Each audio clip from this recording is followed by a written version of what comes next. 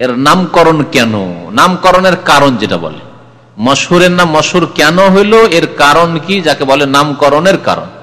হ্যাঁ, যেমন সূরা বাকারাকে বাকারা, সূরা বাকারা কেন বলা হয়? কারণ সেই সূরায় বাকারার গাভীর ঘটনা বর্ণনা করা হয়েছে, ঠিক না? এইরকম সূরা নাসকে সূরা নাস কেন বলা হয়? বলবেন যে এই সূরায় আন-নাস শব্দটি উল্লেখ হয়েছে, এখানে ঘটনার কথা বলা যাবে, আলাদা হয়ে গেল। তাহলে বলছেন যে মশহুরের তারিফ মানে সংজ্ঞা, মশহুরের তারিফ মানে সংজ্ঞা। ক বলছেন লুগাতান, আবিধানিক অর্থ হচ্ছে যে হুয়া ইসমু মাফউলিন, ওর শাব্দিক একটু তাহকিক করেছে যে এটি আসল শব্দটি কি। বলছে এটি হচ্ছে ইসিম মাফউল, মশহুর শব্দটি হচ্ছে ইসিম মাফউল মিন শাহারতুল আমরা। আরবরা বলে শাহারতুল আমরা, এই ফেল থেকে, সাহারা ইয়াশরু থেকে শাহারতো, শাহার না, তাই না, শাহারতো, এই শাহারতো থেকে মশহুর শব্দটি ইসিম মাফউল হয়েছে। শাহারতুল আমরা মানে কি হয়? ইজা আলামতুহু, কখন বলে এই সব বাক্যটি বা জুমলাটি? যখন কোনো কিছুর কি করে, ঘোষণা করে, এলান করে দেয়, ওয়াজহারতুহু বা প্রকাশ করে দেয়। যখন আমি তার ঘোষণা করলাম অথবা প্রকাশ করে দিলাম, তখন আমি বলবো শাহারতুল আমরা। এর নামকরণ কেন হইল? বলছে ওয়াসুম্মিয়া বিযালিকা, এই নামকরণ হয়েছে এর। সুম্মিয়া সাম্মা ইউসাম্মি মানে নাম রাখা, এর নাম এই রাখা হয়েছে, মশহুরের নাম মশহুর রাখা হয়েছে। কেন? লিযুহুরিহি, তা প্রকাশিত হওয়ার কারণে বা তা প্রসিদ্ধ হওয়ার কারণে। প্রকাশিত সবাই জানে মশহুর এই হাদিস, হ্যাঁ, বা প্রসিদ্ধ হাদিস, সেই জন্য মশহুর কে মশহুর বলা হয়। বা মানে খ ইস্তিলাহান মানে পারিভাষিক অর্থ। কার পরিভাষায়? মুহাদ্দিসিনদের, যারা হাদিসের পণ্ডিত, তাদের পরিভাষায়। কারণ এগুলি হচ্ছে পরিভাষা, শরীয়তের পরিভাষা নয়, যদিও শরীয়তের সাথে সম্পর্কিত, কিন্তু এগুলো মুহাদ্দিসিনদের, তাদের ব্যক্তিগত, এগুলি যখন হাদিসের তারা বিভিন্ন ভাগ করেছেন, তখন এগুলি তাদের পরিভাষা, তারা কায়েম করেছেন। আর যখন বলবো সলাতকে সলাত বলে সলাত, যাকাত, হজ, এগুলোকে বলে শরীয়তি পরিভাষায়, কারণ এগুলি শরীয়ত, সরাসরি শরীয়ত। এগুলো ইস্তিলাহান মানে পারিভাষিক অর্থ কি? মা রাওয়াহু সালাসাতুন ফাআকসার ফি কুল্লি তাবাকাতিন, এমন হাদিসকে বলা হয়, মা মানে এমন হাদিসকে বলা হয়, আল মাশহুর মা রাওয়াহু, আসলে এরকম ছিল, মাশহুর ওই হাদিসকে বলা হয় যাকে, এই যে মা মানে যাকে, যেই হাদিসকে বর্ণনা করেছে 3 ব্যক্তি বা ততোধিক, কমের পক্ষে 3 ব্যক্তি, আর ফাআকসার বা তার অধিক, ততোধিক। ফি কুল্লি তাবাকাতিন, এক জায়গায় শুধু না, প্রত্যেক স্তরে, প্রত্যেক তাবাকা মানে প্রত্যেক স্তরে। ততোধিক কতদূর পর্যন্ত যাবে? মানে এতদূর আবার না পৌঁছে যায় প্রত্যেক স্তরে যে মুতাওয়াতির পর্যন্ত পৌঁছে গেছে, না, আবার মুতাওয়াতির পর্যন্ত যদি পৌঁছে যায়, ওর বর্ডার পর্যন্ত, তাহলে আর মাশহুর থাকবে না, তখন ওর নাম মুতাওয়াতির হয়ে যাবে। মালাম ইয়াবলুগ হাদ্দাত তাওয়াতুর, যতক্ষণ পর্যন্ত মুতাওয়াতির হওয়ার সীমানা পর্যন্ত না পৌঁছে। হাদ মানে সীমানা, বর্ডার, মুতাওয়াতির হওয়ার সীমানা পর্যন্ত যতক্ষণ না পৌঁছে, তাহলে মুতাওয়াতির প্রত্যেক স্তরে 10টি করে লোক বর্ণনা করছে, প্রত্যেক স্তরে, কোনো জায়গায় কম নেই। তাহলে তখন আর তো মাশহুর থাকবে না, তখন মুতাওয়াতির হয়ে যাবে। কিন্তু দেখা গেছে যে কোন স্তরে 10টা এসে, কিন্তু অন্য স্তরে গিয়ে 4টি হয়ে গেছে, হ্যাঁ, 3টি হয়ে গেছে, তাহলে মাশহুর।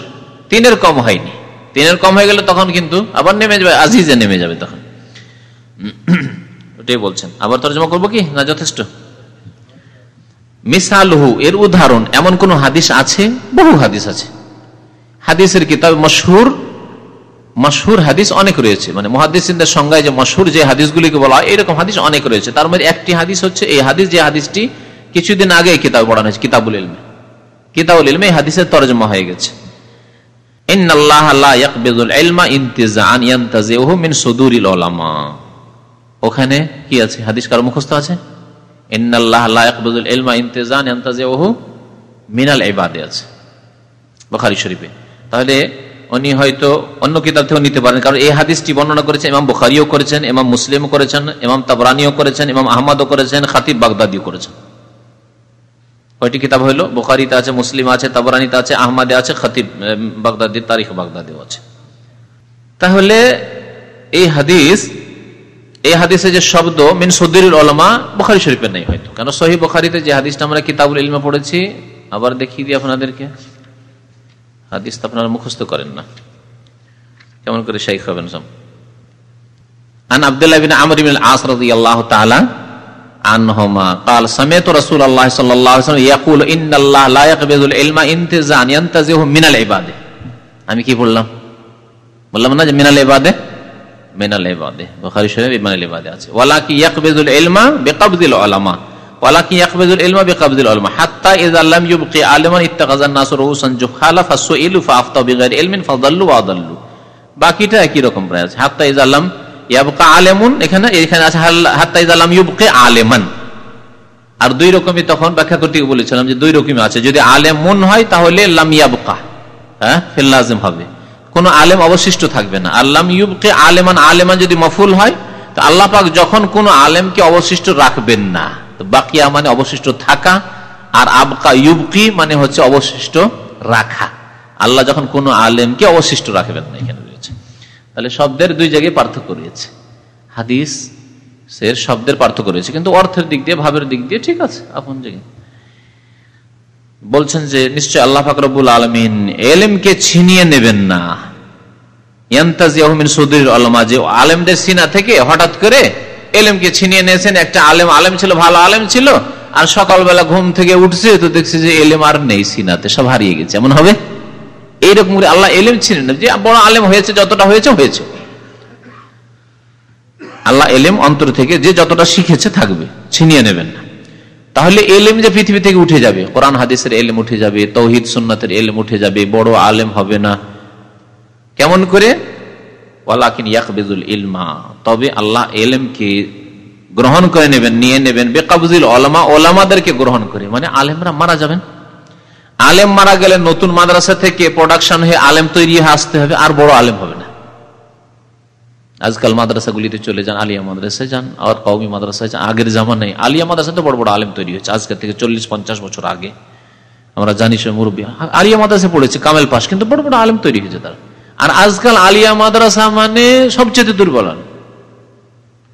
আর কওমি মাদ্রাসাতেও শতকরা 2-3টে ভালো, যদি মোটামুটি ভালো ধরেন তাও শতকরা 2-3টে, শতকরা 2-3টে যদি ভালো হয় তাহলে সেই জাতির অবস্থা কি হবে? 100টা পড়াশোনা করে 2টো হয়তো ভালো আলেম হলো না। ভালো আলেম তো ওইরকম হইতেই পারে না, কোন রকম ডিগ্রি মুফতি আর কি নিয়ে আছে, বা সত্যি মনে করছে বাপরে বাহ হাটহাজারিতে ফারিক এসছে। আরবি ওই আপনাদের মতো আনা ফিরু আনা ফি কালাম, শুদ্ধ আরবি বলার ক্ষমতা নেই। 12 বছর পরে ও দাওরা ফারিক হয়ে এসছে আর কামেল পাস করে এসছে। আপনি যেমন স্কুলে পড়ার লোক আনাফি কালাম আনাফি রু করছেন, ও ওই রকমই করছে, বাস্তব সত্য। হাত্তা ইযা লাম ইউবকি আলেমান, এমনকি যখন আল্লাহ পাক কোন আলেমকে অবশিষ্ট রাখবেন না, ইত্তাখাযান নাসু রুউসান জুহালা, তখন জাহেল নেতাদেরকে আল্লাহ পাক কি করবে, নাকি মানুষরা কি করবে? জাহেলকে নেতা বানিয়ে ফেলবে। ফাসইলু, নেতা বানিয়ে ফেলবে, ধর্মীয় নেতা আর দুনিয়ারও নেতা। দুনিয়ার নেতা দেখেন আজ রাজনৈতিক নেতা, আওয়ামী লীগ, বিএনপি, যাদের ফতোয়ায় তারা চলছে, স্ট্রাইক করো, ফতোয়া কার চলছে? কোন আলেমের ফতোয়া চলছে কি? রাজনৈতিক নেতার ফতোয়া। তো সব জাহেল নেতা, হারাম করতে বললেও করছে, অন্যায় করতে বললেও বলছে, কারো বাড়ি ঘর ভাঙো, মারো, ধরো, সব করছে, সব জাহেল নেতা। আর ওই রকমই মাদ্রাসা মসজিদে ইমাম হবে, সেসব জাহেল নেতা, মানে ফতোয়া দেবে তো এলেম নেই, দেখা দেখি ফতোয়া, শুনে শুনে ফতোয়া। ফাসইলু, তাদেরকে জিজ্ঞাসা করবে লোকেরা সমস্যার সমাধানের জন্য, ফাআফতাউ বিগাইরি ইলমিন, না জেনে ফতোয়া দেবে, বিনা ইলমে ফতোয়া দেবে, ইলম তো নেই, দেখা দেখি ফতোয়া। ফাদাল্লু ওয়াদাল্লু, নিজেও গোমরাহ হবে তারা, আর ওয়াদাল্লু, অন্যদেরকে পথভ্রষ্ট করবে, গোমরাহ করবে। এই হাদিসটি কয় কিতাবে আছে? 5টি কিতাবে আছে। এর একটা নকশা এখানে দিয়েছে, নকশাটা বুঝার চেষ্টা করবেন। নবী করিম, নিচের দিকে দেখেন, নবী করিম সাল্লাল্লাহু আলাইহি ওয়াসাল্লাম আছে কিতাব, যার কাছে দেখবেন। নবী করিম সাল্লাল্লাহু আলাইহি ওয়াসাল্লাম থেকে কয়জন সাহাবী বর্ণনা করেছেন? আব্দুল্লাহ বিন আমর, দেখেন বুখারীতে আছে আব্দুল্লাহ বিন আমর, পড়লাম না হাদিস। তারপরে আছে মুসলিমও আছে আব্দুল্লাহ বিন আমর, ওপরে দেখেন, ওপরে লেখা আছে কিন্তু বুখারী, মুসলিম, তাবরানী, আহমদ, খতিব আছে না? ওখানে আব্দুল্লাহ বিন আমর থেকে 2টো তীর গেছে, আর 2টো গিয়ে বুখারী মুসলিমে লেগেছে উপর দিকে, দেখেছেন? তাহলে বুখারী মুসলিম 2 কিতাব আব্দুল্লাহ বিন আমর আজ থেকে বর্ণিত, আর তাবরানীতে আবু হুরায়রা থেকে বর্ণিত, মুসনাদ আহমদে জিয়াদ বিন লাবিদ থেকে বর্ণিত, উপরে দেখেন মুসনাদ আহমদ দিয়ে লেগেছে। আর খাতিব বাগদাদি বর্ণনা করেছেন মা আয়েশা রাদিয়াল্লাহু তাআলা আনহা থেকে। তাহলে সাহাবী কয়জন হয়ে গেলেন? 4 জন। 3 বা ততোধিক বলা হয়েছে, হলো না 4 জন? 3-এর বেশি হয়ে গেল। ওপর দিয়ে গিয়ে দেখেন যে আব্দুল্লাহ বিন আমর থেকে উরওয়া বর্ণনা করেছেন, হ্যাঁ, আবু হুরায়রা থেকে আবু সালমা বর্ণনা করেছেন, তাবেঈ তারা। জিয়াদ বিন লাবিদ থেকে সালেম বিন আবিল জাদ বর্ণনা করেছেন, মা আয়েশা রাদিয়াল্লাহু তাআলা আনহা থেকে উরওয়া বর্ণনা করেছেন। বুঝা গেছে? কয়জন হলো তাহলে? উরওয়া, আবু সালমা, সালেম বিন আবিল জাদ, হ্যাঁ, 3 জন। 3 সাইডে 3 জন লেখা আছে বাম দিকে, হ্যাঁ, উরওয়া ইবনে জুবাইর, জি, মা আয়েশা রাদিয়াল্লাহু তাআলার বোনের ছেলে, খালার থেকে বর্ণনা করছেন এখানে। তো তাহলে এখানে 3 হয়ে গেল। তো 3 কমপক্ষে হইতে হবে। 3-এর 2 যদি হয়ে যেত তো গোলমাল হয়ে যেত, আবার মশহুর হইতে পারতো না, হাদিস গরীব হয়ে যেত। এবার বোঝা গেছে? ওপরে দেখেন তারপরে, তাহলে সাহাবীর ছাত্র এই তাবেঈ 3 জন, আর তাবেঈদের ছাত্র উরওয়ার ছাত্র তার ছেলে হিশাম বিন উরওয়া, আর আবু সালমার ছাত্র ইমাম জোহরি ইবনে শাহাব জোহরি, সালেম বিন আবিল জাদ তাবেঈর ছাত্র হচ্ছে আমাশ সুলাইমান বিন মেহরান আল আমাশ আল কুফি। উরওয়ার ছাত্র আরেক ছাত্র হচ্ছে মুসা বিন উকবা। তাহলে কয়জন হয়ে গেল ওখানে? হিশাম, জোহরি, আমাশ, মুসা বিন উকবা, 4 জন। সাইডে 4 জন লেখা আছে, ঠিক আছে না? তারপরে এদের থেকে বর্ণনা করেছেন ইমাম মালিক হিশাম বিন উরওয়া থেকে। বুখারীতে যা আছে ইমাম মালিক বিন 4 ইমামের এক ইমাম, মুয়াত্তা মালিকের যিনি সংকলনকারী মুহাদ্দিস, ইমাম দারুল হিজরা ইমাম মালিক। দ্বিতীয় জরির, 3 নম্বরে আলা ইবনে সুলাইমান আর-রাক্কি, তারপরে ওয়াকি ইবনুল জাররাহ 4 নম্বর, 5 নম্বরে আব্দুল্লাহ বিন সাঈদ। তাহলে 5 জন হয়ে গেল। এখানে আরো বেড়ে গেল। সর্বনিম্ন কত শর্ত লাগানো হয়েছিল? 3 হলো 4 হলো 5 হয়ে গেল এখানে। তারপরে তার উপরে ইমাম মালিক থেকে বর্ণনা করেছেন ইবনে আবি ওয়াইস, জারির থেকে বর্ণনা করেছেন কুতাইবা বিন সাঈদ, আলা ইবনে সুলাইমান থেকে বর্ণনা করেছেন মুহাম্মদ বিন আমর আনাবি, তারপরে ওয়াকি থেকে আব্দুল্লাহ আনাবি, আব্দুল্লাহ বিন সাঈদ থেকে বকর ইবনে সাদাকা, 5 জনরা, ঠিক আছে? তারপরে ইবনে আবি ওয়াইস হচ্ছেন ইমাম বুখারীর ওস্তাদ, ইমাম বুখারীর শিক্ষক হচ্ছেন ইবনে আবি ওয়াইস। বারবার অনেক জায়গায় আছেন, অনেক হাদিস বর্ণনা করেছেন এই ওস্তাদ থেকে। ইমাম বুখারী, মুসলিম, তাবরানি, আহমদ, খাতিব, কয়জন হয়ে গেছেন এখানে? এখানে আরো আছে আদাদু মিনার রুয়াত। তো যাই হোক, মানে অনেক বর্ণনাকারী কথা বর্ণনা করেছেন, এতটুকু শুধু করে রেখে দিয়েছেন। তাহলে এই হাদিস কি মশহুর? যেমন এই নকশা থেকে এই হাদিসটা যে মশহুর, এটা স্পষ্ট হলো, উদাহরণ কত সুন্দর। আর তাতে জানতেও পারলেন ইমাম বুখারী রাহমাতুল্লাহ আলাইহি নবী সাল্লাল্লাহু আলাইহি ওয়াসাল্লাম থেকে হাদিস নিয়েছেন কয় স্তরে, এগুলোকে তাবাকা বলে। ইমাম বুখারীর একটা তাবাকা, হ্যাঁ, তার ওস্তাদের তাবাকা ইবনে আবি ওয়াইস, কুতাইবা বিন সাঈদ, এটা 2। তারপর ইমাম মালিক 3। তার ইমাম বুখারীর ওস্তাদের ওস্তাদ হচ্ছেন ইমাম মালিক। ইমাম বুখারীর ওস্তাদের ওস্তাদ হচ্ছেন কে? ইমাম মালিক। যেমন আল্লামা নাসিরউদ্দিন আলবানী আমাদের ওস্তাদ নন, কিন্তু আমাদের অনেক ওস্তাদের ওস্তাদ। মদিনার মসজিদে উনি পড়াইতেন আজকে থেকে প্রায় 35-40 বছর আগে। প্রথম যখন মদিনার মসজিদ খুললে তখন শেখ বিন বাজ পড়াইতেন, আর আল্লামা নাসিরউদ্দিন আলবানী, পৃথিবীর 2 বড় আলেম পড়াইতেন মদিনার মসজিদে। তো তখন আমাদের যে ওস্তাদগুলি মদিনার মসজিদে, আমার 20 বছর আগে আমরা পড়লাম, 20 বছর হয়ে গেল মদিনার মসজিদে, অ্যাডমিশন হয় 21 বছর প্রায় হয়ে গেল। তো তখন আমাদের যে ওস্তাদগুলি ছিলেন তারা আলবানী সাহেবের কাছে অনেকেই পড়েছেন, অনেকে পড়াশোনা করেছেন। তাহলে আমাদের উদাহরণটা আলবানী সাহেবের সাথে ওই রকমই, যেমন ইমাম বুখারী রাহমাতুল্লাহির উদাহরণ ইমাম মালিকের সাথে। চরমনাই তরিকা দাদা পীর, জি, বিদাতি তরিকা।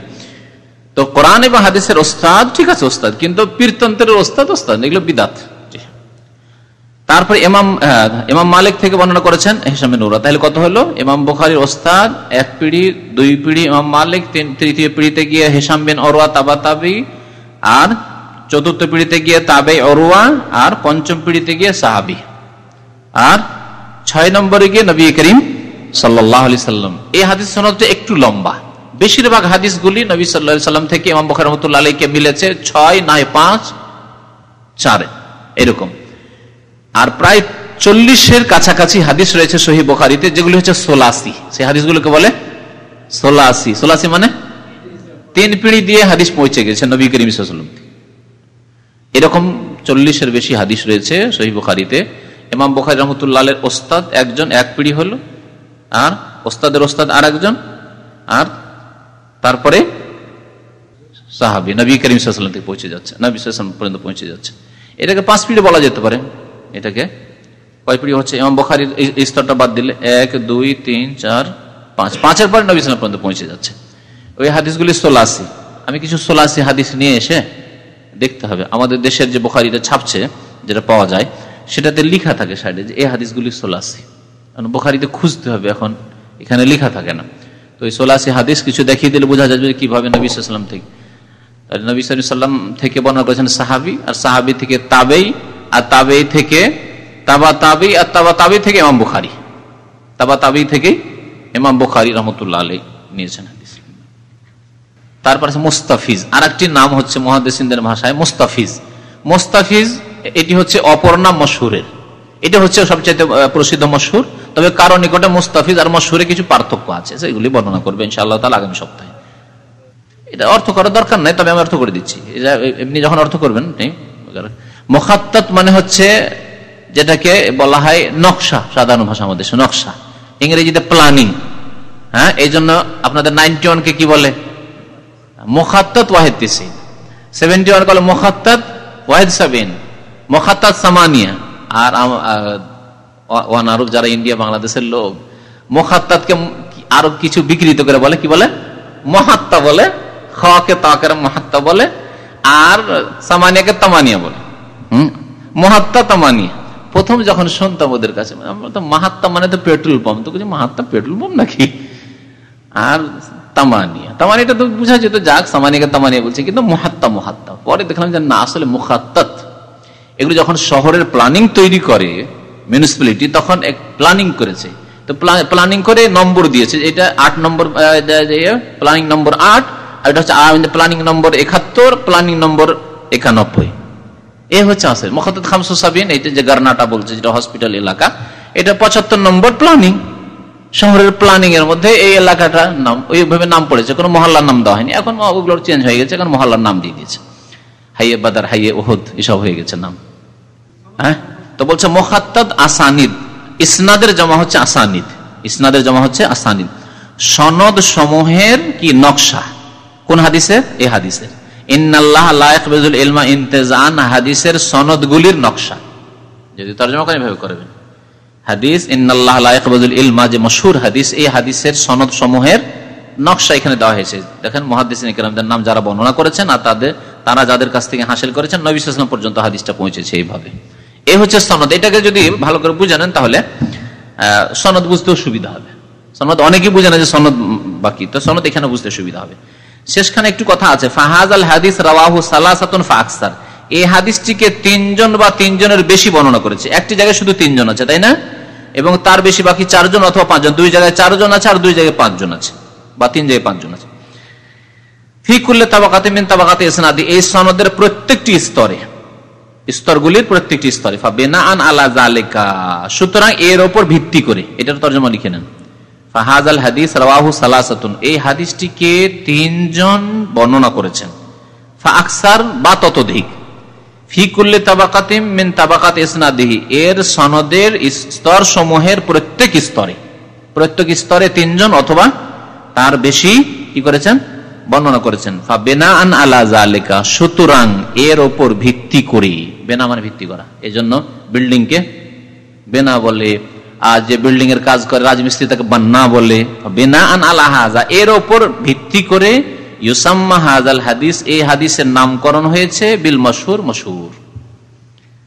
হ্যাঁ, মশহুরের যেহেতু সংজ্ঞা হচ্ছে যে কমের পক্ষে 3 হইতে হবে প্রত্যেক স্তরে, আর 3 এর বেশি এতে আছে, 3 বা তার বেশি আছে, সেজন্য এই হাদিস এর উপরে, এই তারিফ বা সংজ্ঞার উপর ভিত্তি করে হচ্ছে মশহুর।